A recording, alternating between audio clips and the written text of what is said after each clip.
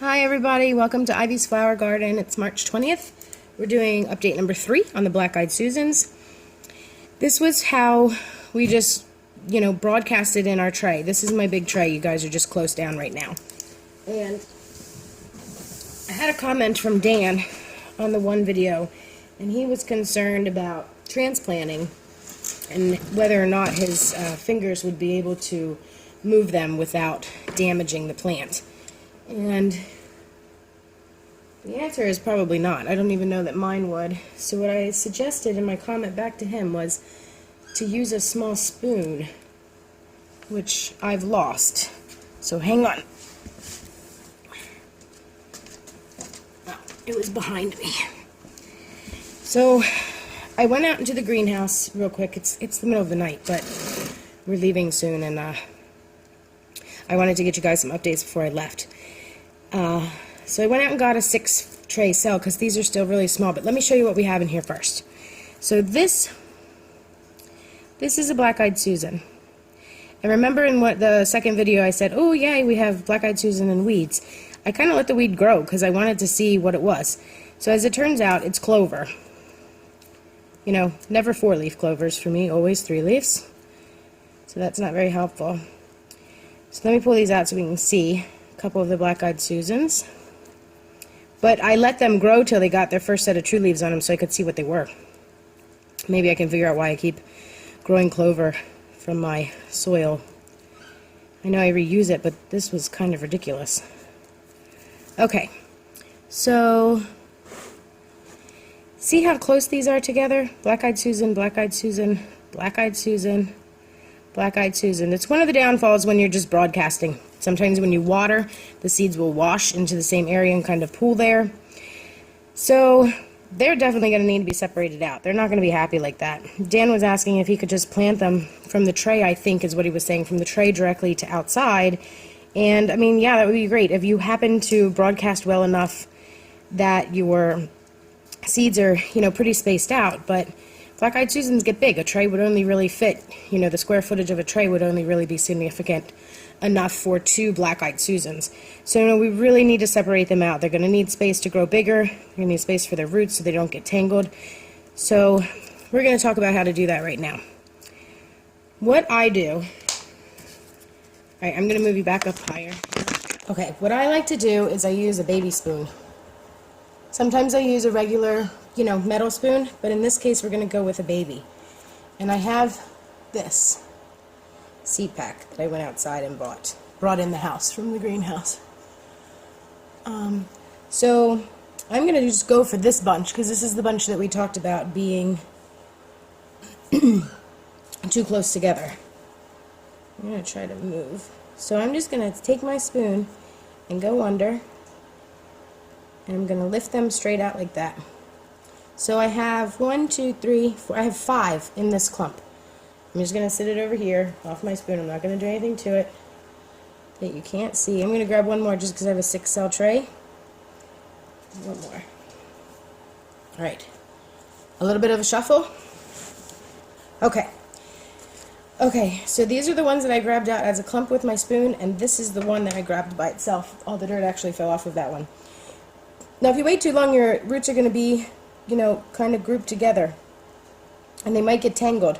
But for the most part, if we get them early enough at this height, some have their first set of true leaves, some don't, but they're pulling apart really easily. A big trick to that is don't water the day or two before you go to move. The drier the soil is, the easier it comes apart. So these 2 are a little tangled. I'm just going to be as gentle as possible and pull them apart. So now I have my 6. And I haven't really had to touch them too much. Okay, so now that I have my 6 separated, it might be hard to see. 1, 2, 3, 4, 5, 6. I'm going to put them in here.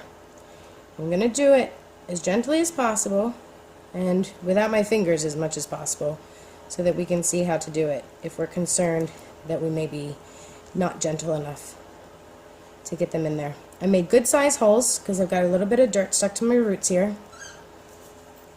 I'm going to take my spoon, I'm just going to hold it by the root, and then I can just put it right down there. I can take my pen and arrange it right in there.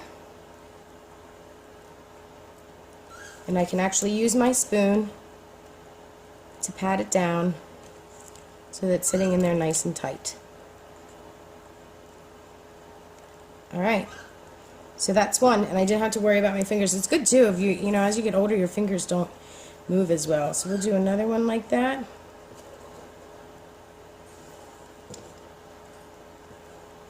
Hang on, that one has a long root. Okay.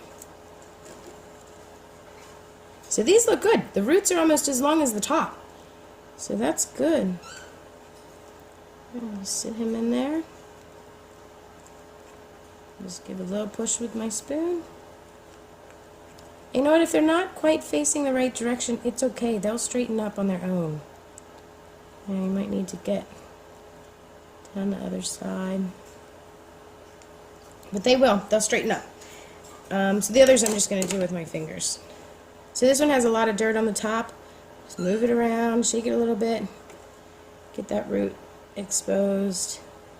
Put it right in the hole. Alright. So I think that's it. Black-eyed Susans are going well. There's a lot in that tray.